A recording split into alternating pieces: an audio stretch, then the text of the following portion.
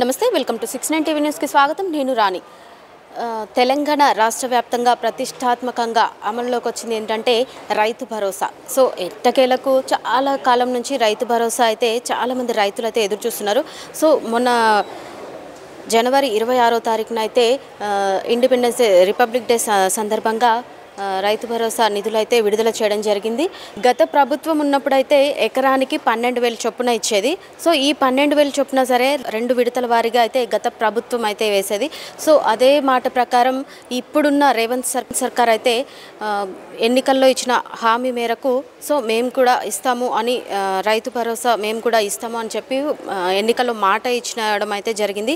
So ఆ మాట ప్రకారమే ఇప్పుడు జనవరి 26వ తారీఖున నిధులు అయితే కేటాయించడం జరిగింది. సో 2 విడతల వారుగా ఇస్తామని అయితే రేవంత్ సర్కార్ అయితే చెప్పింది. సో మొత్తం ఈ పథకం ద్వారా అయితే 4,41,911 మంది ఖాతాల్లో అయితే జమ చేయడం అయితే జరిగింది. సో దీనికోసం 569 కోట్ల రూపాయలు అయితే రైతుల ఖాతాల్లో జమ చేస్తామని అయితే మంత్రి తుమ్మల నాగేశ్వరరావు అయితే చెప్పడం జరిగింది. మొత్తంగా అయితే అంటే రాష్ట్ర వ్యాప్తంగా 9,43,333 ఎకరాలకు సంబంధించి 530 కోట్ల రూపాయలకు జమ చేసినట్లయితే ప్రభుత్వం చెప్పుకొచ్చింది.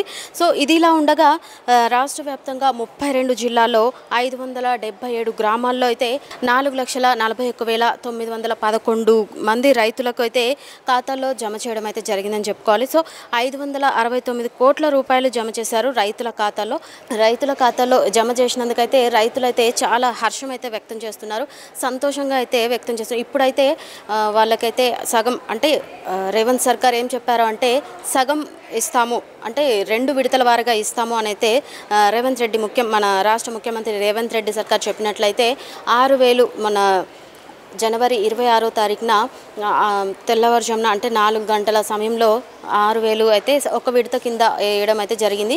సో 2వ విడతకి మార్చి 31 లోపు ఈ 2వ విడత కూడా పూర్తి చేస్తామని చెప్పి అయితే చెప్తున్నారు. కానీ ఇలా చెప్పినప్పటికీ కూడా ప్రతిపక్ష పార్టీలు ఏమని ఆరోపిస్తున్నాయంటే లేదు మీరు చెప్పారు వేస్తామని కానీ ఒకటేసారి వచ్చాయి మిగతా రోజుల్లో వెయ్యలేదు కదా అని చెప్పి అయితే ప్రతిపక్ష పార్టీలు అయితే చెప్పడం అయితే జరుగుతుంది. సో ఇది ఎలా ఉన్నప్పటికీ కూడా కొంతమంది ఇప్పుడున్న మండలాల వృద్ధిలో అయితే మండలాలుగా చూసుకున్నట్లయితే ఒక్కొక్క మండలాలుగా పెట్టుకొని 33 జిల్లాల్లో పెట్టుకొని ఒక్కొక్క మండలానికి ఒక్కొక్క గ్రామానికి పెట్టుకొని రైతు ఖాతాల్లో అయితే జమ చేస్తున్నట్లయితే మనకి ప్రభుత్వం చెప్పుకొస్తుంది.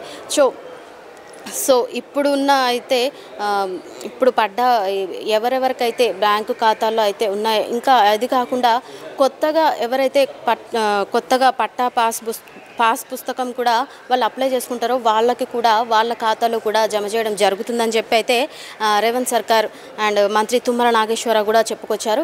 సో ఇదిలా ఉండగా ప్రతిపక్ష పార్టీలు కూడా ఇదే రీతిగా చెప్తున్నాయి. సో మీరు ఒకటేసారి వేశారు సో మిగతా రోజులు వేయలేదు అని చెప్పి ట్విట్టర్లో కూడా వీళ్ళు పోస్ట్ చేయడం జరిగింది.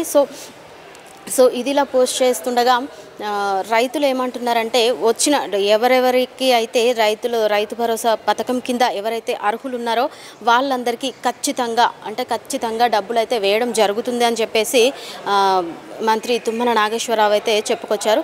సో ఇదిలో మార్చి 31 వరకు అయితే చివరి వరకు వేస్తామని చెప్పి మంత్రి గారు అయితే చెప్పుకొచ్చారు.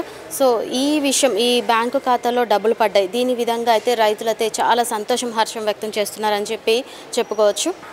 రైతులు అయితే వాళ్ళ ఖాతాలో డబ్బులు పట్టేందుకు అయితే వాళ్ళైతే ఇప్పుడు హర్షం వ్యక్తం చేస్తున్నారని చెప్పుకోవచ్చు. ప్రతి ఒక్క రైతు కూడా సంతోషంగా ఉన్నారని చెప్పుకోవచ్చు.